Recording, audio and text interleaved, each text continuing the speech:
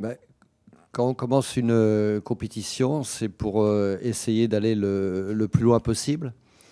On est passé par les barrages. C'était déjà un premier passage pour nous permettre d'aller à la Gold Cup. Maintenant, on joue la compétition match après match. On sait qu'on a rencontré l'équipe peut-être la plus abordable dans ce groupe. Donc, deux gros morceaux nous attendent, mais cette victoire suffit à notre bonheur.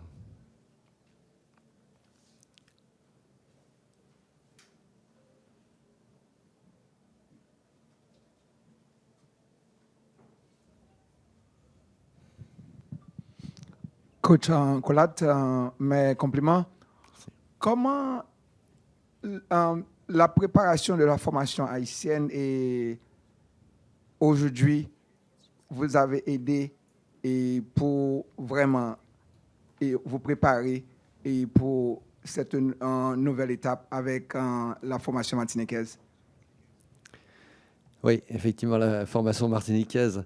Bah, écoutez, déjà, ça a été compliqué parce qu'on ne s'attend jamais à jouer un match à 10 pendant 45 minutes en deuxième mi-temps. Donc, bah, on bricole un petit peu, on essaye de faire deux lignes de 4 avec un joueur devant. Mais c'est pas simple, quoi. Le football, ça se joue à 11 et je regrette quand même la décision de l'arbitre. Parce que je dirais qu'en deuxième mi-temps, il n'y a plus de jeu, quoi. Nous, on a essayé de garder notre avantage, ce que l'on a fait jusqu'au bout, malgré deux pénaltys. Mais je regrette qu'on n'ait pas pu continuer de développer notre jeu en deuxième mi-temps.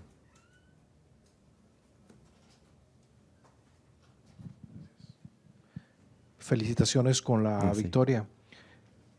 Se ve un progreso después de los dos juegos de la fase preliminar en el fútbol, en la condición física de los jugadores. ¿Usted está intentando disputar el primer lugar de este grupo? Non, on se contenterait de se qualifier même à la deuxième place. C'est vrai que physiquement, on est très au point. J'ai la chance d'avoir un staff technique de très haut niveau, où on fait beaucoup de travail physique, bien sûr, mais aussi beaucoup de travail de récupération. Et puis, voilà, les joueurs, jour après jour, personnellement, moi, m'étonnent. Et donc, j'espère qu'on va pouvoir continuer comme ça. Mais c'est vrai que là, c'était notre troisième match. On va jouer un quatrième dans 4 jours. Donc, je pense que petit à petit, les joueurs vont pouvoir peut-être récupérer sur le prochain match pour certains. Mais ça permettra aussi à d'autres d'évoluer avec l'équipe. Felicitaciones por la victoria. Merci. Diego López del Gráfico TV, preguntarle, ¿le sorprendió El Salvador por cómo salió y cuál fue la razón por la que Martinica ganó ahora? Bah écoutez, on s'attendait effectivement que le Salvador ait la possession du jeu en première mi-temps. J'avais averti mes joueurs là-dessus, mais je savais aussi qu'on aurait des opportunités parce qu'on a des joueurs qui vont très vite devant. Et ils l'ont prouvé avec ces deux premiers buts. Maintenant, vous savez que psychologiquement, quand vous avez 2 buts d'avance, vous avez tendance à défendre votre but, à vous un petit peu recroqueviller, à revenir derrière. Heureusement, on l'a pas fait tout le temps et ça nous a permis de tenir.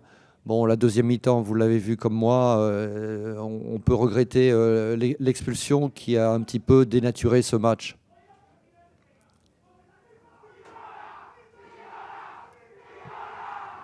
Felicidades, profesor. Sí. Carlos Vides, de El Salvador Fan Club. Hubo un momento del partido, o varios, donde los jugadores de Martinica decidieron hacer un poco de tiempo en el partido. Esto quemando minutos de acuerdo al resultado que iba 2-0 en ese momento. ¿Eso fue una decisión de los jugadores o fue una indicación del cuerpo técnico de Martinica? Il est certain qu'à partir du moment où vous vous retrouvez à 10 contre 11, que vous menez au score 2-0, vous avez tendance à gagner du temps, que ce soit volontairement ou involontairement. Je crois aussi que les joueurs avaient un taux de fatigue assez important en fin de match. Donc on peut comprendre qu'ils ont cherché à gagner du temps dans certaines situations. Any other questions at this time? Coach Mark Collette, congratulations once again.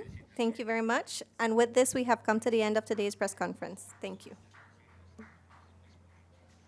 Merci à tous.